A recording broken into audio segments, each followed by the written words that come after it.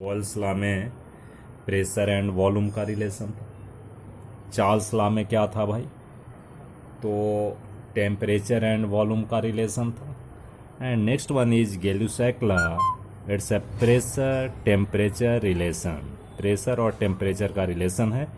And the statement is at constant volume. Volume constant है बच्चों। Volume is constant. Pressure of a fixed amount of gas.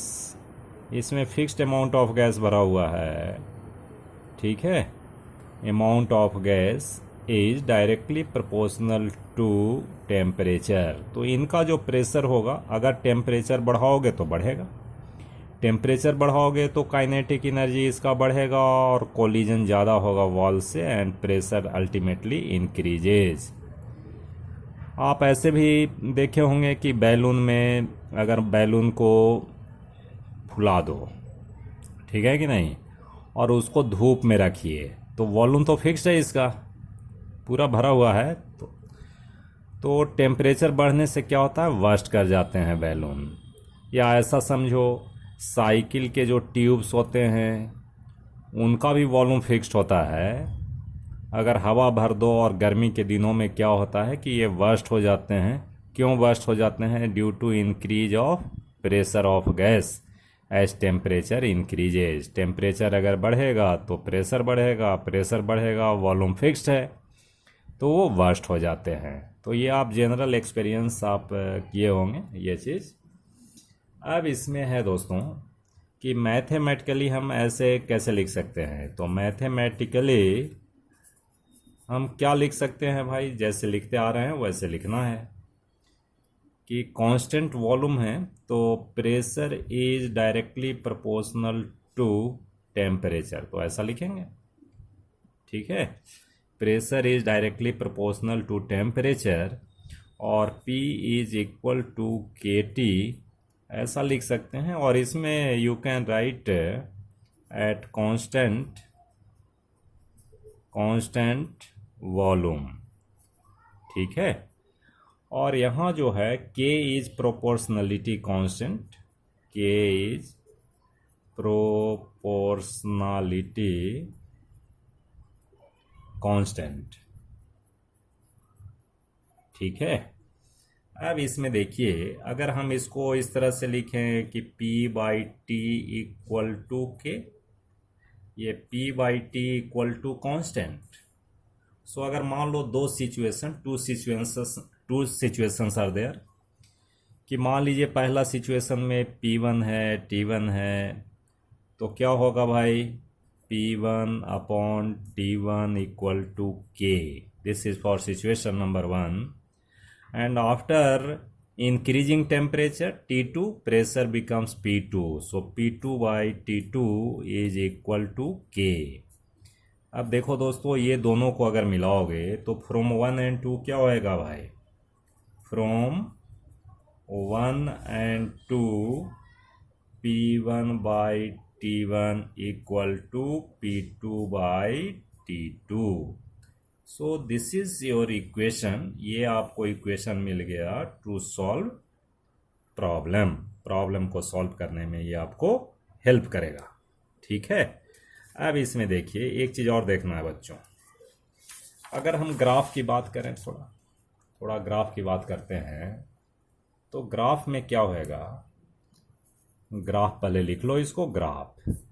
तो graph किसके किसके बीच draw करोगे, तो ग्राफ होगा इन बिटवीन टेम्परेचर होगा एंड प्रेशर इज देयर। अगर टेम्परेचर बढ़ाएंगे तो प्रेशर बढ़ेगा भाई, टेम्परेचर बढ़ाएंगे प्रेशर बढ़ेगा, डायरेक्टली प्रोपोर्शनल है, इसलिए इस तरह का ग्राफ आएगा। ये डायरेक्टली प्रोपोर्शनल का ग्राफ है। अब देखिए ये कांस्टेंट वॉल्यूम पे होता है जी, कांस्टेंट वॉल्यूम, तो इसलिए इसको हम आइसोकोर बोलते हैं जी। ये कर्व्स को क्या बोलते हैं, आइसोकोर, ठीक है। उसमें चार्ल्स लॉ वाले में आइसोबार बोलते थे, उसमें आइसोथर्म, इसमें आइसोकोर। आइसोकोर का मतलब कोर मीन्स वॉल्यूम, ठीक है बच्चों। तो अब एक चीज करना है बच्चों, अगर हम बॉयल्स लॉ, चार्ल्स लॉ और गेलुसक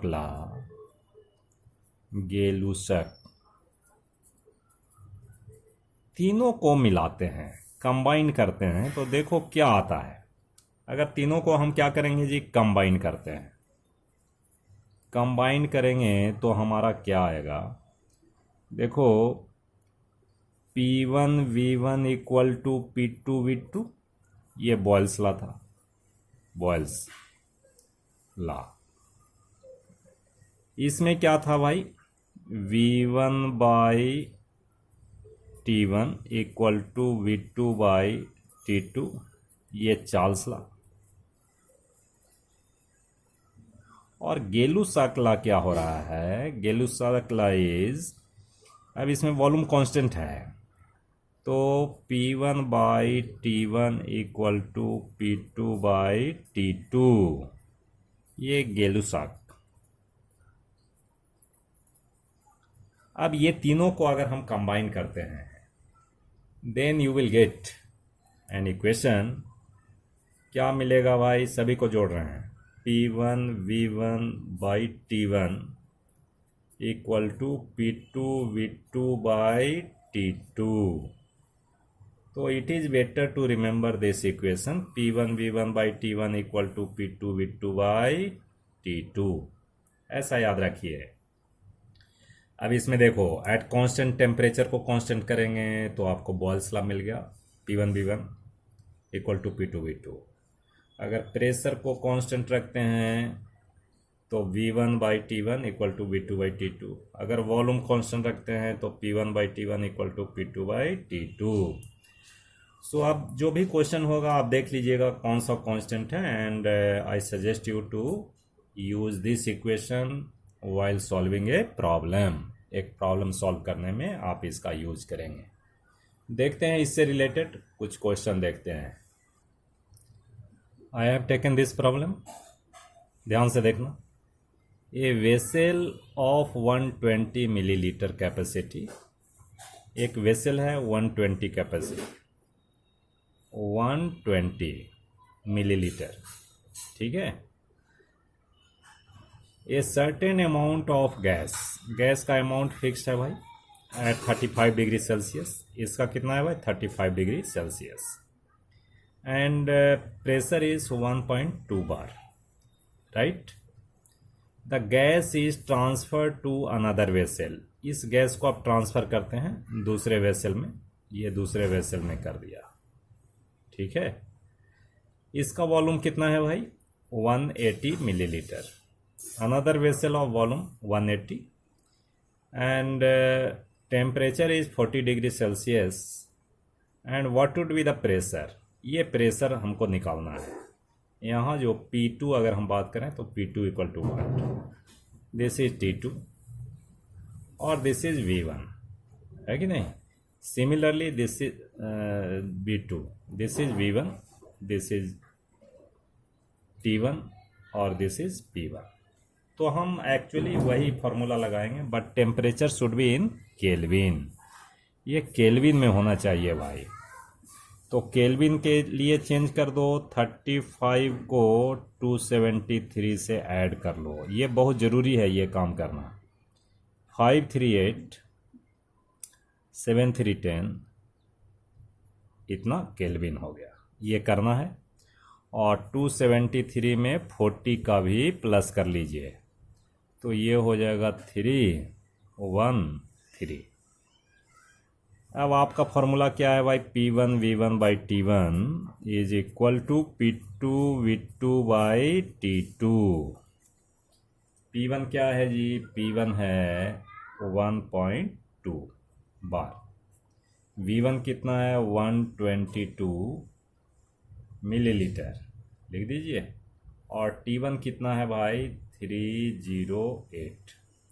this is equal to P2 कितना है भाई, P2 निकालना है, V2 कितना है 180, एंड T2 कितना है 313। अब P2 इक्वल टू क्या होगा, P2 is equal to 1.2 into 120 into 313 upon 308 into 180। इतना बार आएगा, ये कैलकुलेट करेंगे इतना बार आ जाएगा आंसर। ठीक है दोस्तों, तो इस तरह से आप क्वेश्चन सॉल्व करेंगे।